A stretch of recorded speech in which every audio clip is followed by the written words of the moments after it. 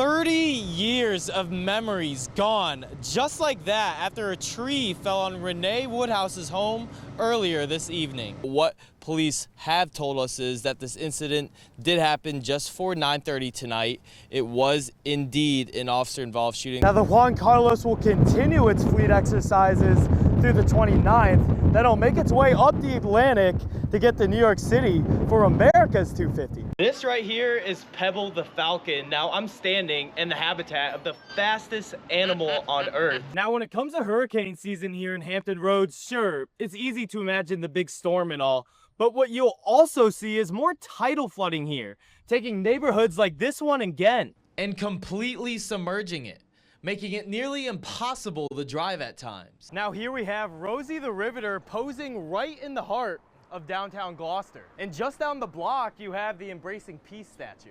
You even have Einstein on a bike. Now these sculptures were all picked to celebrate America's 250. And it's just not pictures they hang on to. The Norfolk Public Library, they also hold on to the official posters of Harborfest, like this one from 1983. Jaden and Samuel Hebden were enjoying their Saturday bike ride right here on the trails of Crawford Street, until a scene involving emergency response boats stopped them right in their tracks. Is there any like music or like anything that gets you like super locked in or pumped up before the game? So like, mine is by Kodak Black. Make sure I recover well from it, and if I have like fried food or anything. So no Waffle House.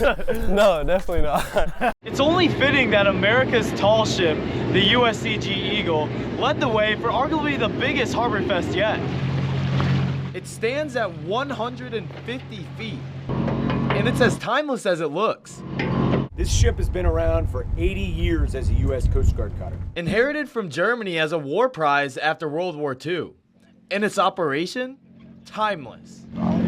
So much history on this vessel, but yet... And this is where we get them salty, the future officers of the United States Coast Guard. Today's weather couldn't have been a better opportunity to get salty. We teach them to lead, technical skills like seamanship and engineering and navigation. And while it looks and functions like something straight out of a history book, that we're bridging the next 250 years with these young men and women who just want to do right by this country.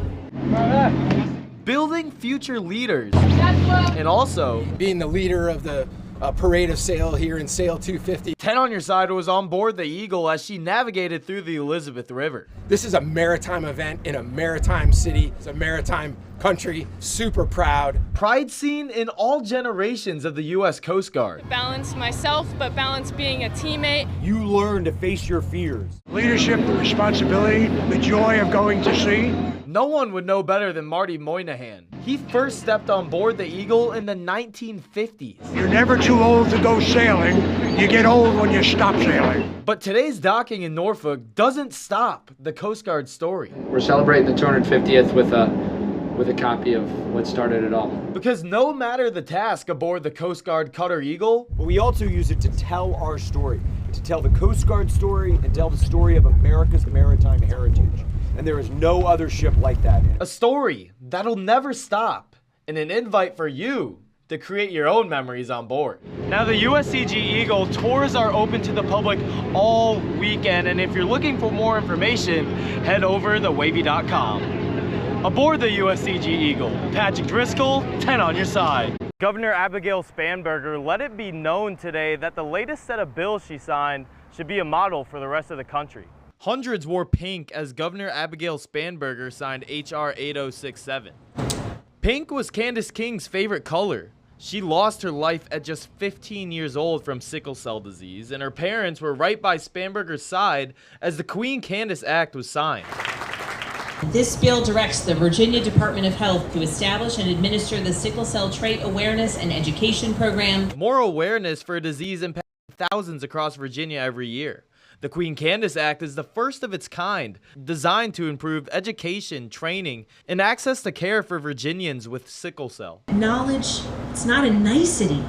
It's the difference between a bad day and a tragedy. A tragedy that took Candace's life too young. When asked to describe today, here's what her mother said. I was I think gratitude. King, who's also the Secretary of the Commonwealth, and her husband, they went to work shortly after her daughter's passing. We've traveled throughout the Commonwealth talking to people with sickle cell disease, and they feel neglected, they feel forgotten. The governor hopes Virginia sets an example across the country. Virginia is choosing to lead through the Queen Candace Hope for Sickle Cell Act. Just like Candace always did. Candace, in a short 15 years, as you saw a room full of people who she personally impacted, I'm just in awe that even though she's not here with us physically, she's still impacting people. And will continue to for years to come. Candace's legacy will live on through the thousands of kids with sickle cell who will now feel seen and heard, and I know that she would be proud.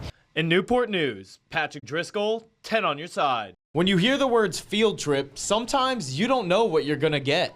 We haven't been on a field trip since last year. But this is no regular field trip. This is the Virginia International Tattoo. Dancers, drill teams, choirs, and more. Not only showing off America's rich culture, but also the entire world. My favorite part was when the Korean people came out and the mans they was like flipping and stuff. I loved that part. I was so happy. And it wasn't just students like Amari enjoying the event. Takira Fitzgerald grew up attending the student matinee, now back as a teacher. It's definitely different seeing it from a different perspective as a teacher versus a student. You don't see all the hard work that goes in. And now getting the opportunity to educate. The instruments that we were playing, like those was like, I didn't know what they were until my teacher told me. I was in this crowd telling them that these are kilts, these are bagpipes.